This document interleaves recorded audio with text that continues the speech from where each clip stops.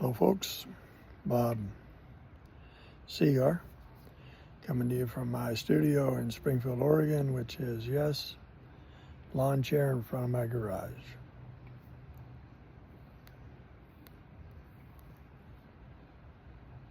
Well, a lot of stuff to talk about today. First day of school for kids in Oregon. Good luck, have a great school year, and at least you know that you don't have to be able to read, write, or do math to graduate high school in the state of Oregon. So you pretty much can do what you want at school today. It's a sad, sad thing when we're getting to this point, but it is what it is. So what else we got to talk about today? There's a video of somebody throwing something out the window at the White House, and people are saying that it's AI, and it could be. Maybe it's just they finally throwing Hunter Biden out, and that's the rest of his clothes. Maybe it's Melania. Maybe she's had enough of Donald, and it's his clothes that she threw out the window. One thing we know for sure, we're not going to know anything. They still can't tell you whose cocaine it was that was left in the White House. So yeah, we're not going to hear anything. It's just all going to be swept under the rug, whatever it is. I do tend to think it was probably some AI generated thing, though. I do think that, but who knows?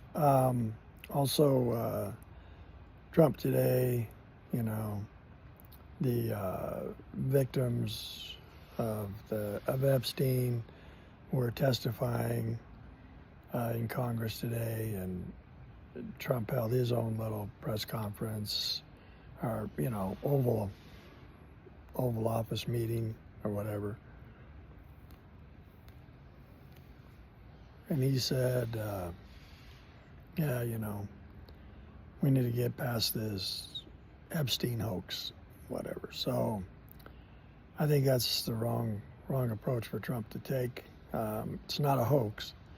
I think them trying to say he was involved in it in some form or fashion probably was a hoax. We know that if they had the goods on him, we would have known about that a long time ago. Biden had 4 years to, go through those files and pull anything out that they could find. I mean, they threw everything they could at Trump, so there's no reason they would have held that back. So I don't think anybody who has a reasonable mind would say, yeah, they had the goods on him. Now, you could still maybe say, well, no, I think he went there, or he was on the flight log, and he was this, and I think some of that, is true, but I don't think he did anything. I mean, I think there's probably, as rich a guy as Epstein was and as connected as he was, I think probably a lot of people associated with him had nothing to do with any of the crap that he was doing, and maybe didn't even know he was doing that crap. Some of them may have known and just thought, you know what, that's his life. I'm dealing with this part of it, and I think that can happen. I think we've all had acquaintances, friends, throughout our lives that, some of them were, we knew that they weren't living the kind of life we would live, but we liked them because of particular things that they did, So I think you got to kind of let some of that go. But I don't think calling it a hoax is a good idea, because it definitely wasn't a hoax. I mean, there were people, there were victims, 1,000 victims, I think they said. Now, the real tragedy is how they covered everything up, in the trial, and gave Epstein the sweetheart deal and all that. That's the real tragedy. And these women, their lives have been destroyed. But I also think probably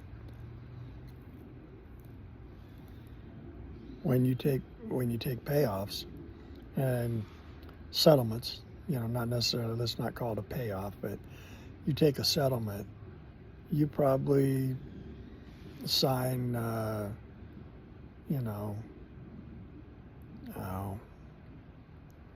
think of it, the agreement, the agreement where you agree not to say anything, and so they can't disclose things. The other thing is the courts, they stand behind that stuff too. So disclosure agreement. But anyway, so I think probably the most violated victims have probably already been received settlements and have, everything is locked up and they don't want their names out there and all of this. So I think that, when they say that they want to protect the victims, but when you have the victims speaking in Congress in front of cameras and everything else, well, obviously those victims don't need to be protected. So go ahead and release what happened on those. I'm good with that. I don't think the public's ever going to be satisfied. They're never going to say, "Oh yeah, we got it all. Yeah, now we know. We know everything. Yeah, we know what went down. Yeah, we're satisfied." It's never going to happen. And I do think that the Democrats like to keep that going, even though they probably know they know Trump's not in it. But I think that they still want to keep it going because it distracts from the things that Trump is doing. And Trump is doing a lot of stuff, and he wants the credit for it, and that's what his big problem is, hey, you guys are spending all this time covering Epstein from the 90s when, we're solving, stopping wars, and we're making trade deals, and we're doing all these things. So I can see why Trump's, frustrated. I just think he's probably going about it the wrong way. Also, there's the video of the drug traffickers' boat that we just smoked. And I think that, that should be a pretty big deterrent. When these guys understand that they're being watched from all angles, and there's drones in the skies and jets in the skies, and they're watching you. And I think that it makes it a little more difficult to want to climb in that boat and race for wherever. So I think that was a good thing that he did. I think it was good that he did it, and I think it was good that they've got that video out there and letting people see, this is what's going to happen to you if you want to go down this road. So from that standpoint, I'm 100% behind that. What else? I think he's rolling. The guy's rolling, and I think I know. So now they want to get Eric Adams and that Sewell, I can't think of what his name is, but Curtis, the guy who was wears the red beret. They want them out of that mayoral race in New York City. So the White House's administration is talking to them about offering them jobs in the White House or in their administration to get them out of the race and clear the path for Cuomo, who, according to the polls, would beat Mamdani. And I think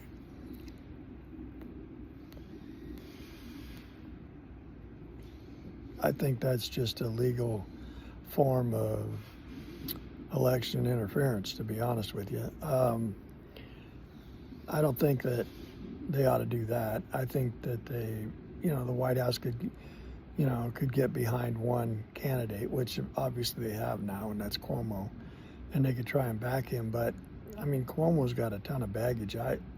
I think the real problem is I'm shocked that the Republicans can't come up with one decent person in New York City that could run against this guy.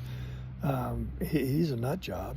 He's a full-blown socialist communist. I mean, and all they have to do is exploit him, and show, really, he's on tape saying all the crazy things that he believes in, and he'll do them.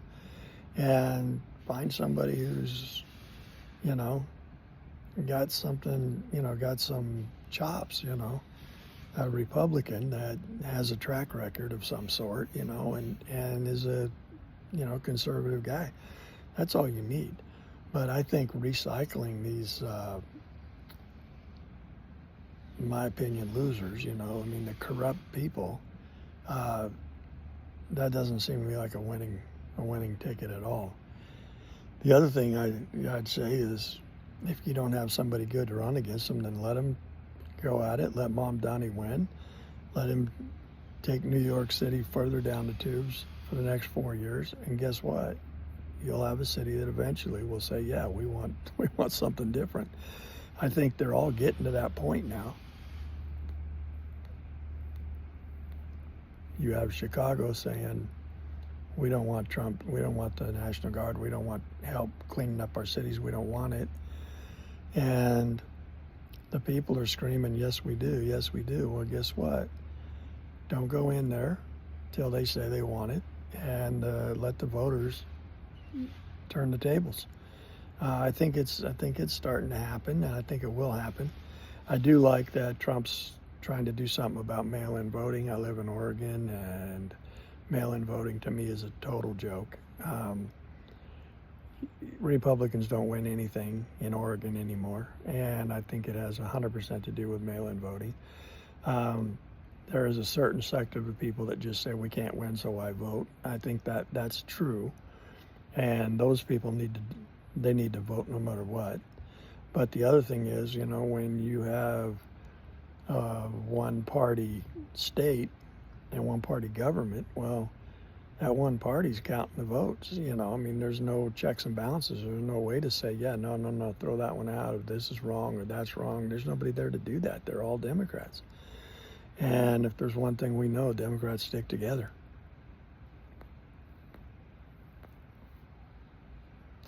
So I guess that's probably it for the rambling today. Good to talk to everybody. Hope everybody's ready for football season. One last thing, the Packers got Micah Parsons, who is an absolute animal. The highest paid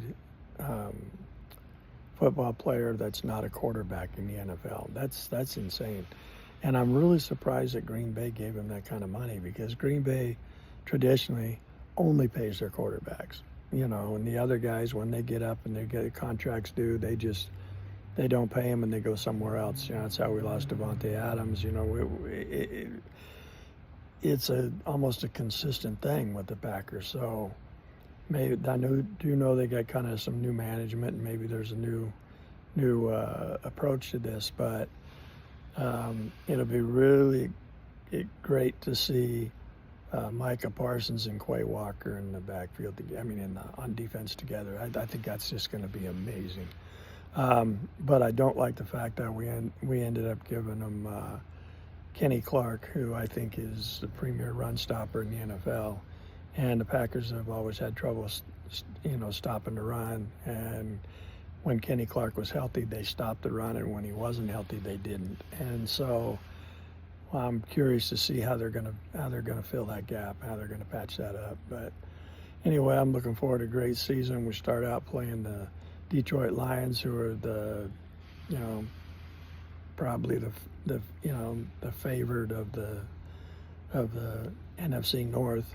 Probably the top team, right? I think Packers probably expect to be a top team now, but anyway, last year they were the top team. And everybody have a great week. Kids, enjoy school. Just because you don't have to read and write to pass school, you need to read and write to live life. So do it anyway. Learn it. All right. Take care. Bye.